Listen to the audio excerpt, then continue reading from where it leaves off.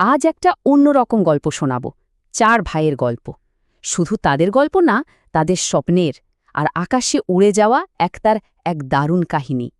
ভাবুন তো, ছোট্ট একটা শহর, সেখানে একটা হাসি খুশি বাড়ি, আর সেই বাড়িতেই থাকতো 4 ভাই।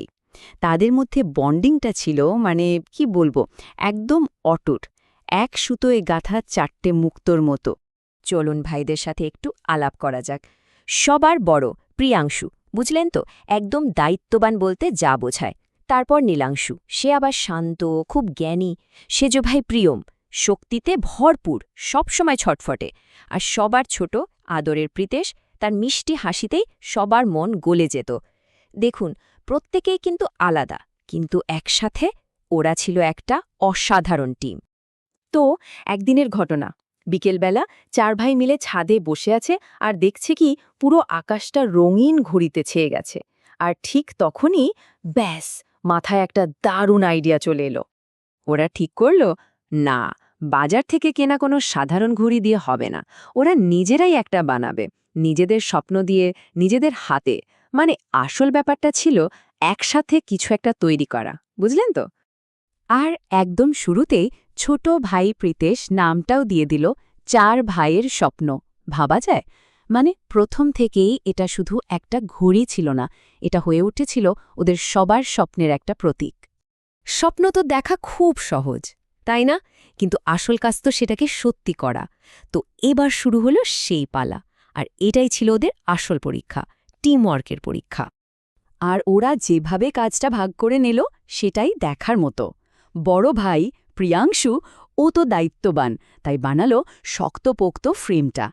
জ্ঞানী নীলাংশু একদম মেপে জুপে কাগজ কাটল। প্রিয়ম তার এনার্জি দিয়ে সবটা আঠা দিয়ে জুড়ল। আর শেষে প্রীতেশ, ও তার ভালোবাসা দিয়ে ঘুড়িটাকে কি সুন্দর করে সাজিয়ে দিল। একদম পারফেক্ট টিমওয়ার্ক। শুধু তাই না, ঘুড়িটার ঠিক মাঝখানে ওরা লিখে দিল, একতা আমাদের শক্তি। এটা কিন্তু শুধু একটা লাইন না, এটা ছিল ওদের বিশ্বাস।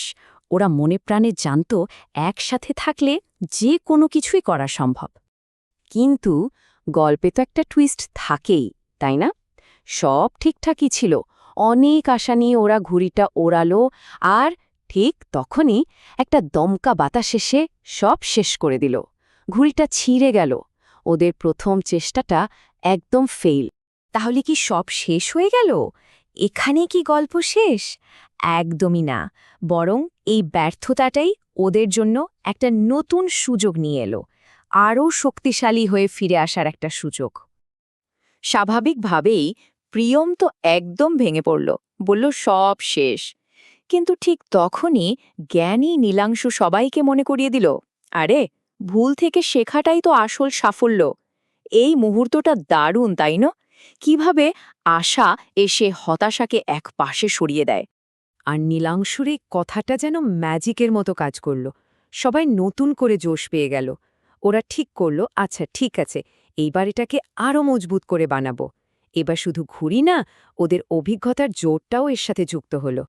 তো নতুন উদ্যম আর একরাশ আশা নিয়ে 4 ভাই আবার কাজে লেগে পড়ল। এবার কিন্তু ওদের চোখে মুখে একটা অন্যরকম আত্মবিশ্বাস। শুরু হলো ওদের সেই ঐক্যের উড়ানের ফাইনাল প্রস্তুতি। প্রথমবার যে ভুলটা হয়েছিল, সেই শিক্ষাটাই এবার ওদের সবচেয়ে বড় শক্তি। আরও যত্ন করে, আরও মজবুত করে বানানো ঘুড়িটা নিয়ে ওরা আবার সেই ছাদে ফিরে এলো। আর এবার আর কোনো ভুল নয়, ধীরে ধীরে ওদের ঘুড়িটা আকাশে উঠতে শুরু করল, আরও উঁচুতে, আরও। আর দেখতে দেখতে সেটা আকাশের বাকি সব ঘুড়িকে পেছনে ফেলে দিল। ভাবা যায়? 4 ভাইয়ের আনন্দ তখন দেখে কে। একজন চেঁচিয়ে উঠল, দেখো, আমাদের ঘুড়িটা সবার চেয়ে উঁচুতে। আরেকজন বলল, কারণ আমরা হার মানিনি। ওদের এই কথাগুলোই কিন্তু আসল সত্যিটা বলে দেয়, তাই না? যে একসাথে চেষ্টা করলে আসলেই সবকিছু সম্ভব। আর ওদের স্বপ্নগুলো একদিন ঠিক এভাবেই আকাশে উড়বে।